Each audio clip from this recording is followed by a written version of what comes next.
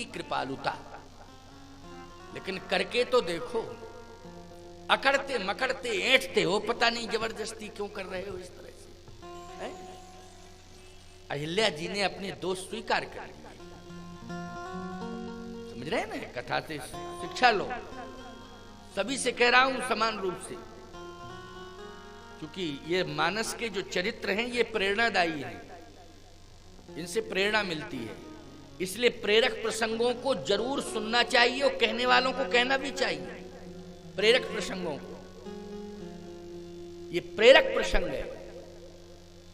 श्राप मिला, श्रोधारी कर लिया, बदले में श्राप नहीं दिया।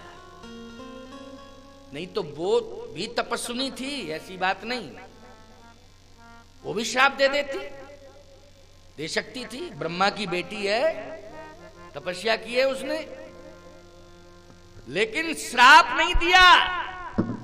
मानी किसी भी प्रकार का कहीं कोई विरोध नहीं किया, सीधी सी बात, उसने अपनी गलती को स्वीकार कर लिया। माताओं ध्यान से सुनो,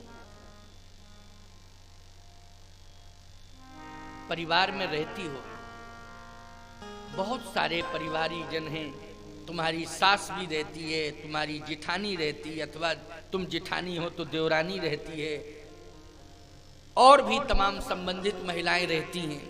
आपस में गलतियां हो जाती हैं, एक दूसरे में कोई बातचीत हो गई किसी भी प्रकार की, कहीं अगर कहीं कोई गलती है तो उसे स्वीकार करो, उस पर विवाद करने की आवश्यकता नहीं। मैं कहता हूं सास ने ही अगर कोई गलती की है तो बहू के सामने अपनी गलती को स्वीकार कर ले कि नहीं बहू, गलती मुझसे हुई है, तुझसे नहीं हुई है।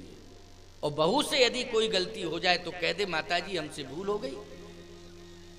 अगर इस प्रकार से सास बहू दोनों एक दूसरे की भूल को स्वीकार करने लग जाएं तो विवाद होगा कभी घर परिवार में? जल्दी बताओ, मेरी समझ में तो विवाद हो ही नहीं सकता है, और बड़ा बढ़िया समन्वय बना रहेगा। लेकिन भूल स्वीकार की जाए तब। मैं गुरु की भूमिका में बैठा हूं, मेरे साथ शिष्य रहते हैं, ये नहीं कह सकते गुरुजी आपने गलती की, लेकिन मुझे ही कहना चाहिए बेटा गलती मुझसे हुई है, मुझसे गलती हुई है, गलती मैंने की है, ये अमुक कार्य किया, मुझे ऐसा नहीं, गलती हुई है। तो ईमानदारी से बताओ, शिष्य ये अपने आप में ये सोचेंगे कि नहीं सोचेंगे कि हमारा गुरु कितना महान है कि हम लोगों की तो हिम्मत नहीं कहने की, लेकिन गुरुजी ने स्वयं कह दिया कि ये मुझसे भूल हुई और मैं सुधार कर रहा हूं। तो शिष्य जब भूल करेगा तो पहले सोचेगा कि जब मेरा गुरु ही अपनी गलती स्वीकार करके और उसमें सुधार कर रहा है तो हमें तो निश्चित रूप से गलती करनी ही नहीं चाहिए, वो यदि हो जाए तो सुधार जरूर करना चाहिए। फिर गुरुदेव को डांटने वाटने की जरूरत नहीं पड़ेगी। लेकिन स्वयं जब गुरु स्वीकार कर ले, स्वयं स्वीकार कर, ऐसे ही पिता पुत्र के मध्य की बात है भैया। पिता का धर्म है कि पुत्र को डांटे, गलती करता है पुत्र तो डांटना चाहिए, पिता को अधिकार है। लेकिन कहीं पिता अगर गलती करे तो उसे सुधार करना चाहिए। जैसे एक उदाहरण दे रहा हूं, क्या? तमाकू खाना अच्छा नहीं है, स्वास्थ्य के लिए हानिकारक है। तंबाकू के पैकेट पर लिखा भी रहता है, सिगरेट हुआ, तंबाकू हुआ, गुटखा हुआ, उसमें संकेत बना रहता है कि नहीं कि हानिकारक, तंबाकू हानिकारक लिखा रहता है। मैंने सुना है और देखा भी है, शायद खाया वाया तो नहीं, आज तक नहीं, कभी नहीं। मैं तो बहुत बचपन से साधु हो गया था, तमाम त्यागी महात्यागियों के बीच में रहा, गांजा पीते थे, हमने आज तक गांजा का धुआं तक नहीं लिया प्यार कि धुआं कैसा होता है, समझ गए हो कि नहीं? छोटी उम्र से ये सब से भगवान ने बचाया है, मुझे बचाया है। नहीं तो ऐसे ऐसे साधुओं के बीच में रहा कि जहां पर 100 चिलमें एक साथ चल रही हैं साथ, लेकिन भगवान की कृपा रही, ठाकुर जी ने बचाया। तो मैं कहना ये चाहता हूं कि तंबाकू खाना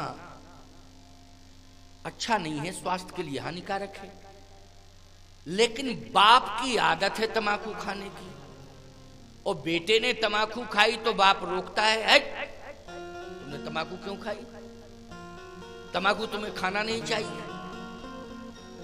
बल्कि ये कहना चाहिए बेटा तमाकू खा के मुझे अनुभव हुआ है कि कितना हानिकारक है तमाकू, तुम मत खाना। और मैं भी आज संकल्प लेता हूं कि आज से तमाकू खाना बंद कर रहा हूं, क्योंकि तमाकू जैसा हानिकारक तो मादक पदार्थ कोई है ही नहीं। आज मैं संकल्प लेता हूं कि तमाकू नहीं खाऊंगा। तो बोलो बेटे की हिम्मत पड़ेगी तमाकू खाने की? कभी नहीं पड़ेगी। वो कहेगा कि मेरे पिता ने अपनी भूल को स्वीकार कर लिया है कि ये मुझसे भूल हुई कि मैंने ये तमाकू खाना शुरू कर दिया, बीड़ी पीना, सिगरेट पीना।